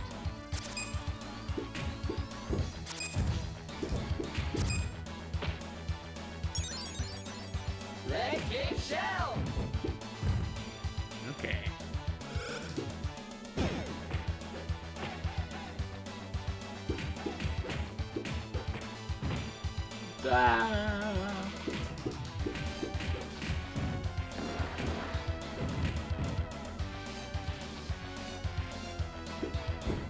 I'm trapped!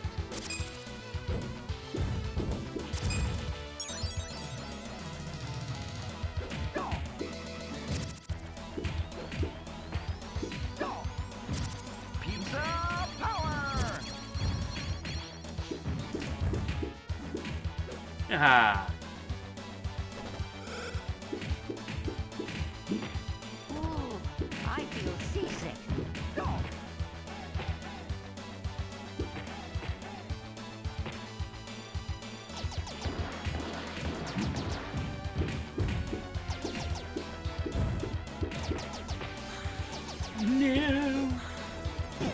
Get out of here.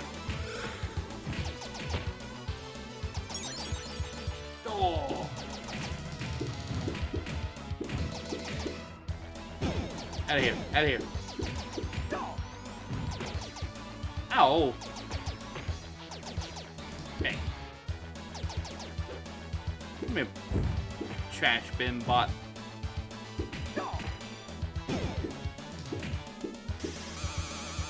Oh, that's shocking.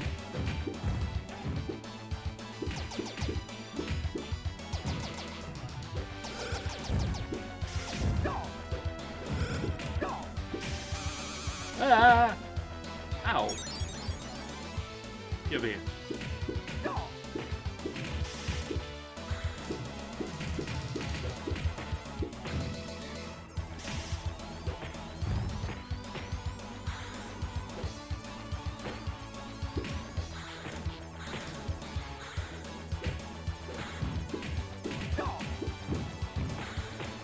Ah, the flying disc of doom. Hey.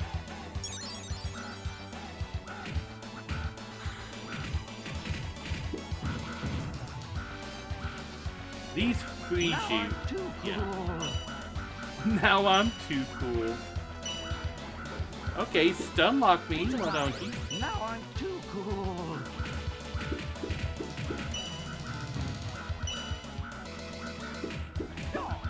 Now I'm too cool. Now I'm too cool.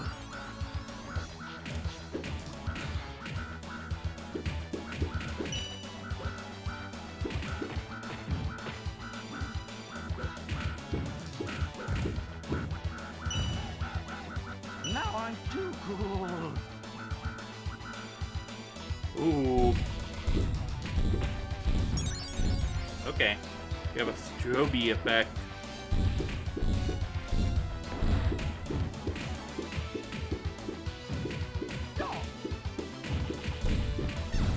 Ow.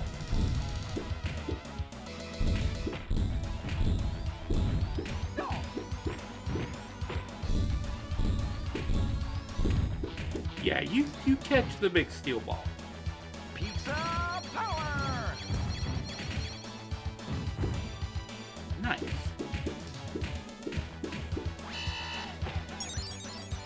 Ow. What is scary wing sound you have to look up?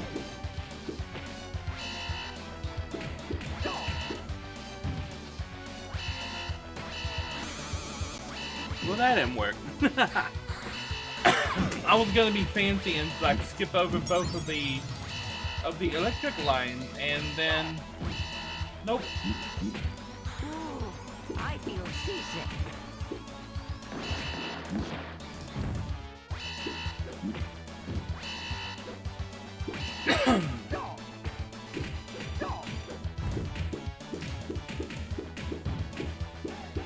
Okay, hydrate. You shellheads are dead.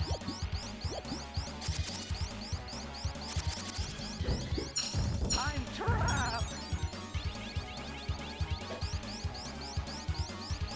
Anyone got a pin? Anyone got a pen?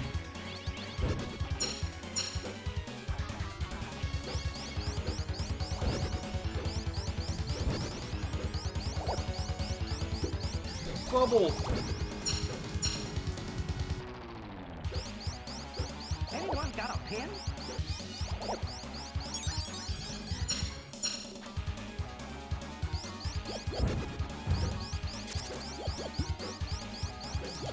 I'm trapped.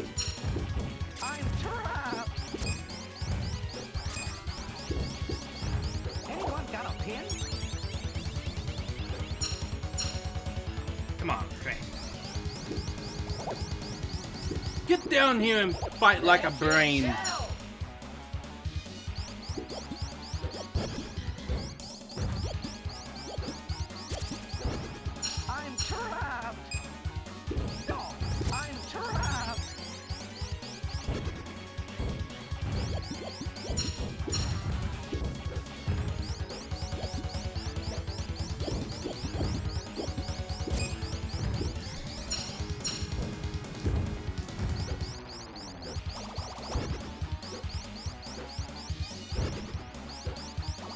got a pin? Yeah, bubble. I'm trapped.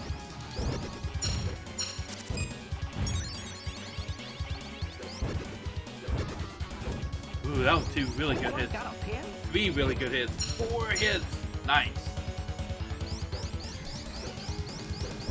Four strong hits is a nice round on Crane.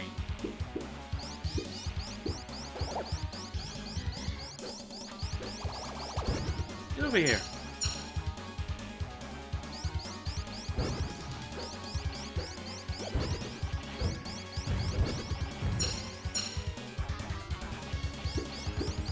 Anyone got a pin?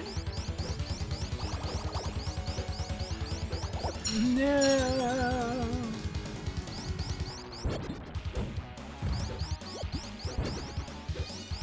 I'm trapped.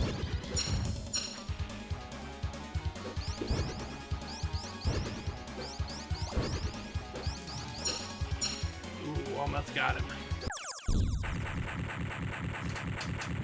That hole's our way home. Let's go. How do you know that? Technodrome, the final shell shock. Okay, I'm gonna take a quick little break. I will be right back.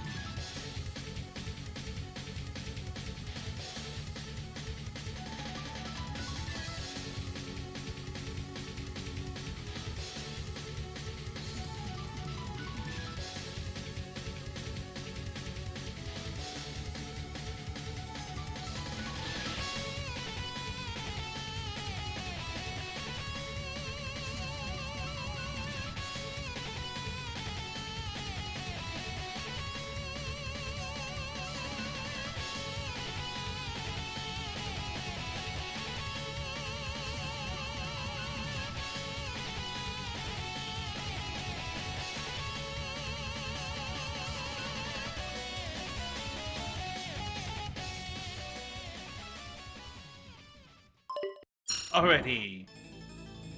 The final shell shock.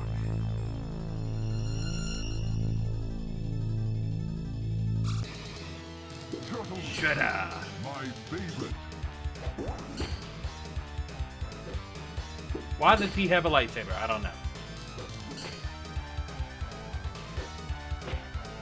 Why is he impossible to hit? There we go.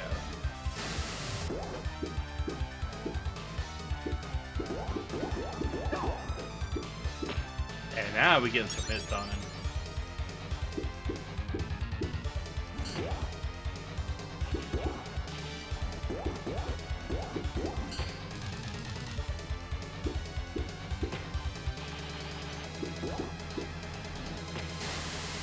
Ah!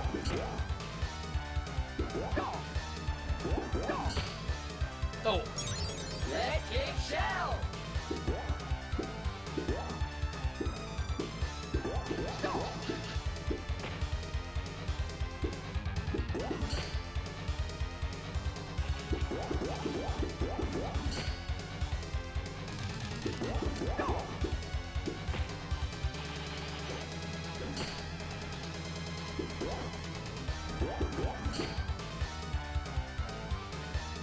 Bum, bum, bum, bum, bum. Ooh.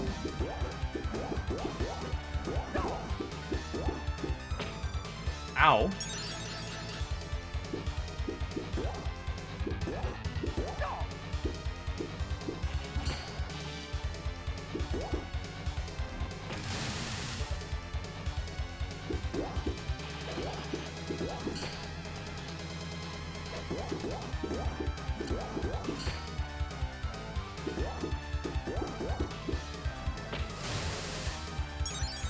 Since when can he Hadouken?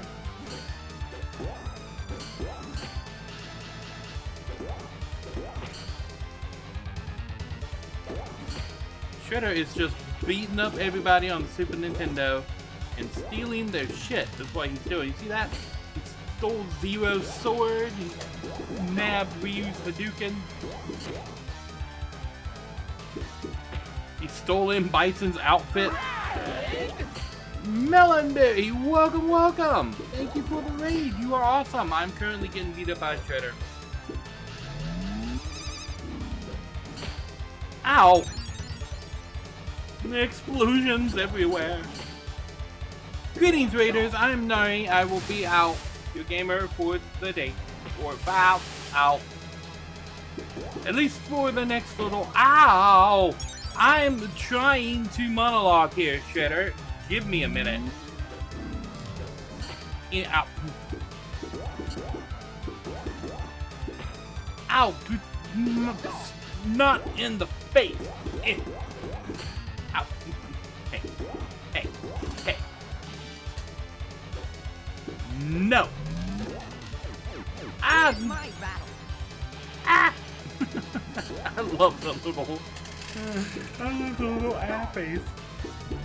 Greetings, Melon. Welcome, welcome, Raiders.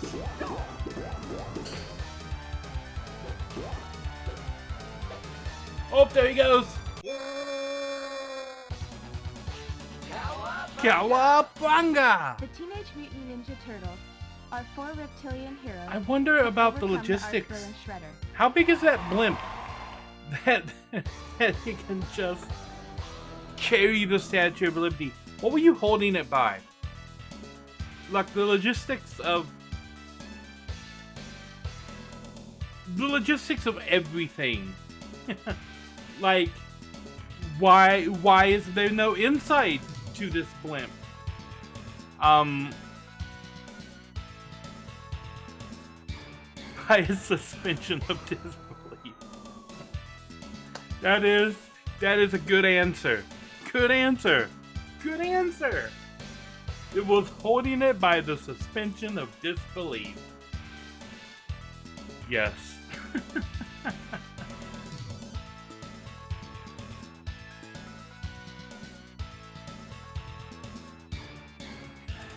Unfortunately, Melon, you're coming in right at near the end of the stream. Today's stream was a double feature with the original arcade game and then the Turtles of Time arcade game. We're gonna put down NAR, N-A-R, N-A-R for NAR.